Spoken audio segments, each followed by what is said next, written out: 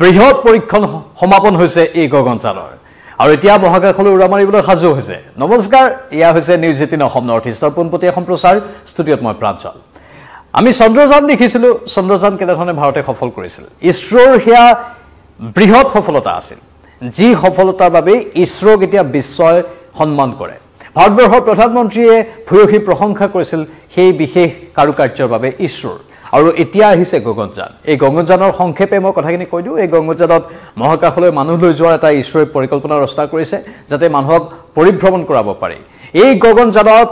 মানুহ যোৱাৰ যেটো পদক্ষেপ প্ৰথম অৱস্থাত অৱশ্যে যিগৰাকী শুভাংশু শুক্লা বৰ্তমান ISS অৰ্থাৎ ইন্টাৰনেশ্যনেল স্পেচ ষ্টেচনত আছে সেইগৰাকী শুভাংশু শুক্লাই ইয়াক নিয়ন্ত্ৰণ কৰিব বুলি কোৱা হৈছে আৰু শুভাংশু শুক্লাৰ নেতৃত্বতে প্ৰথমে এটা বিজ্ঞানীৰ দল যাব মহাকাশলৈ তাৰেই পৰিকল্পনা আৰু তাৰেই প্ৰপালচন ব্যৱস্থাৰ এটা বৃহৎ পৰীক্ষণ সম্পন্ন হৈছে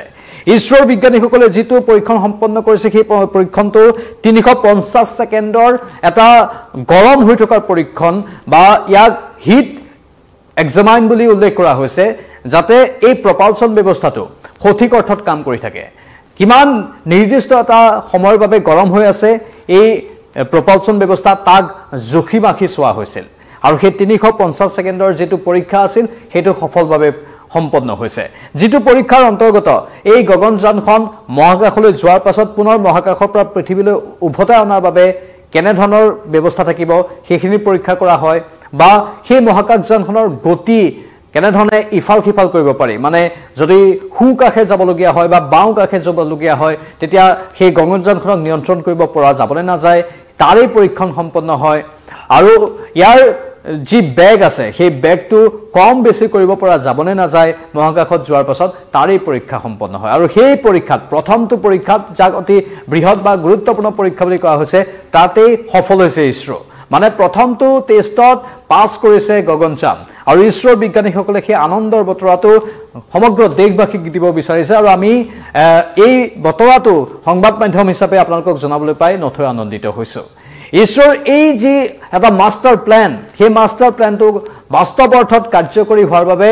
বহুদিনীয়া এটা প্ৰচেষ্টা চলি আছিল যেতিয়া চন্দ্ৰযান উৰা মাৰিছিল চন্দ্ৰ অভিমুখে তেতিয়া আমাৰ দৃষ্টি কেৱল চন্দ্ৰযানতেই নিবদ্ধ আছিল কিন্তু ইছৰোৰ লক্ষ্য দুটা আছিল যে আমি চন্দ্ৰযানখন নিক্ষেপ কৰিছো হয় কিন্তু চন্দ্ৰযানৰ লগত আমি গগনযানৰো কাম কৰি আছো মানে যেতিয়া প্ৰায় চন্দ্ৰযানৰ কাম কৰি আছিল ইছৰোই তেতিয়া প্ৰায় গগনযানৰো কাম কৰি আছিল অৱশ্যে চন্দ্ৰযানক আগতীয়াকৈ চন্দ্ৰলৈ প্ৰেৰণ কৰিলে আৰু গগনযানক পৰৱৰ্তী সময়ত প্ৰেৰণ কৰাৰ সিদ্ধান্ত লোৱা হৈছে যেটো ৰিপৰ্ট আমাৰ হাতলৈ আহিছে সেই ৰিপৰ্টটো সংক্ষেপে এনে ধৰণৰ এই প্ৰপালচন সিস্টেমটো গগনযানৰ কেনেকুৱা ধৰণৰ তাকেই অলপ কোৱা হৈছে ইয়াক কোৱা হয় service module system is like da engine of the Gaganyaan service module আৰু এইটোৱে গোটেই গগনযানখনৰ মুভমেন্টত সহায় কৰে বুলি কোৱা হৈছে আৰু যেতিয়া এই গগনযানখন মহাকাশত বা শূন্যত গৈ উপস্থিত হ'ব তাৰ পাছত ইয়াৰ গোটেই মুভমেন্টবোৰ মানে গতিবিধিবোৰ এই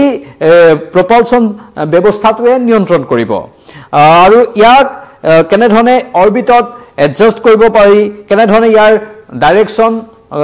হলনি কৰিব পাৰি কেনে ধৰণে ইয়াৰ গতি হ্ৰাস বা বেছি কৰিব পাৰি আৰু কেনে ধৰণে পৃথিৱীলৈ উভতাই আনিব পাৰি তাৰে পৰীক্ষণ সম্পন্ন হোৱা বুলি এই ৰিপৰ্টটোত কোৱা হৈছে আৰু ইয়াত টু টাইপস অফ ফুয়েল বুলি কোৱা হৈছে বাই প্ৰপেলেন্ট আৰু লগতে টু কি পাৰ্টস দা লিকুইড এপজি মটৰছ LAM বুলি কোৱা হৈছে আৰু যেটোৱে ডাঙৰ মুভমেন্টবোৰ হ্যান্ডেল কৰিব আৰু the reaction control system RCS thrusters যেটোৱে টাৰ্ন লোৱাৰ ক্ষেত্ৰত বা এডজাস্ট কৰাৰ ক্ষেত্ৰত পজিশনবোৰ এডজাস্ট কৰাৰ ক্ষেত্ৰত সহায় কৰিব বুলি কোৱা হৈছে এই স্পেচক্ৰাফ্টখনত এই দুটা ব্যৱস্থাই কাম কৰিব LAM আৰু RCS এটা হল ৰিএকচন কন্ট্ৰোল সিস্টেম আৰু এটা হল এপজি মটৰছ লিকুইড এপজি মটৰছ এই দুটা ব্যৱস্থাৰ কথা কোৱা হৈছে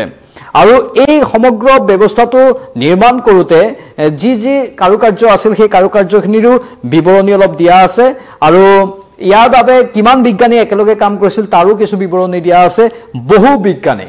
শ বিজ্ঞানী একেলগে এই গোটেই ব্যৱস্থাবোৰৰ বাবে কাম কৰি আছিল দীৰ্ঘদিন ধৰি সেই কথাটো কোৱা হৈছে হিলিয়াম গেছৰ প্ৰেছাৰৰ কথা ইয়াত উল্লেখ কৰা হৈছে ফুয়েল ট্যাঙ্কছৰ কথা ইয়াত উল্লেখ কৰা আছে আৰু যিবোৰ নেসেসাৰী পাইপ লাগে যিবোৰ সুনিৰ্দিষ্ট ৰূপত পাইপৰ ইয়াত ব্যৱস্থা কৰা হৈছে গগনযানখনত সেই পাইপ আৰু কন্ট্ৰোলৰ গোটেইখিনি পৰীক্ষণ সম্পন্ন হোৱা বুলি কোৱা হৈছে মানে যি হিলিয়াম গেছ এই গগনযানখনত লাগিব সেই হিলিয়াম গেছ সুৰক্ষিতভাৱে ৰখাৰ ক্ষেত্ৰত যে নিৰ্দিষ্ট অংশ সেই অংশৰো পৰীক্ষণ সম্পন্ন হৈছে যেটো ট্যাঙ্ক আছে অইল ট্যাঙ্ক সেই ট্যাঙ্কটোৰ পৰীক্ষণ সম্পন্ন হোৱা বুলি ইয়াত কোৱা হৈছে আৰু এই সমগ্ৰ যেটো মডেল আছে গগনযানৰ সেই মডেলটো ইমান উচ্চ মানৰ যে ইয়াক সাধাৰণতে চন্দ্ৰযানতকৈ বহুত ওপৰত বুলি ক'ব লাগিব কাৰণ ইয়াত মানুহ যাব আৰু মানুহ যোৱাৰ বাবে ইয়াত অলপ হলেও খুঁটিনাটি যাতে থাকি না যায় তাৰ ওপৰত গুৰুত্ব দিয়া হৈছে শেহতীয়াকৈ আমাৰ ভাৰতৰ যিগৰাকী বিজ্ঞানী শুভাংশু শুক্লা তেওঁ যেতিয়া ISSত গৈছিলে মন কৰিব নাসাৰ সৈতে এটো এটা বৃহৎ পদক্ষেপ আছিল সেই পদক্ষেপটোত প্ৰথম অৱস্থাত খুঁটিনাটি ধৰা পৰিছিল ইছৰোই বাৰে বাৰে সেই খুঁটিনাটিবোৰ ধৰা পেলোৱাৰ ফলতহে এই শুভাংশু শুক্লাৰ গোটেই অভিযানটো পিছুৱাই গৈ আছিল বহুতে প্ৰশ্ন কৰিছিল আসলে ইমান পিছুৱাই বাৰে বাৰে ডেট কিয় বা তাৰিখ কিয় খলনি হৈ গৈ আছে তেতিয়া ইছৰোৰ তৰফৰ পৰা কোৱা হৈছিল যে এই সমগ্ৰ মডেলটোত আমি কিছু কেৰুন পাইছো কৰবাত কিবা লিকেজ পাইছো আনকেটবোৰ বিসংগতি পাইছো যিবোৰৰ বাবে আমি বাৰে বাৰে এই গোটেই প্ৰগ্ৰামটো পিছুৱাবলৈ বাধ্য হৈছো আৰু পাছত নাসায়ো সেই কথা মানি ললে বিশ্বৰ আন দেশৰ বিজ্ঞানীসকলেও সেই কথা মানি ললে মানে ইছৰোই সূক্ষ্মভাৱে বিষয়বোৰ চাইছে আৰু ইছৰোৰ এই যি দূৰদৰ্শিতা সেই দূৰদৰ্শিতাই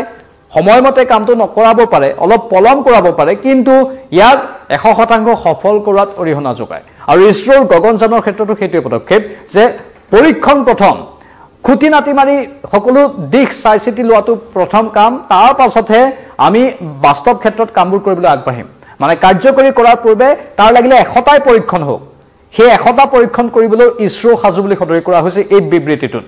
পলম হোক লাগিলে কিন্তু পলম হলেও যাতে বিসংগতি নহয় তাৰ ওপৰত গুৰুত্ব দিছো আৰু ইয়াত মানুহৰ জীৱন জড়িত যেহেতু হৈ আছে সেয়ে কোনো ধৰণৰ বিসংগতি আমি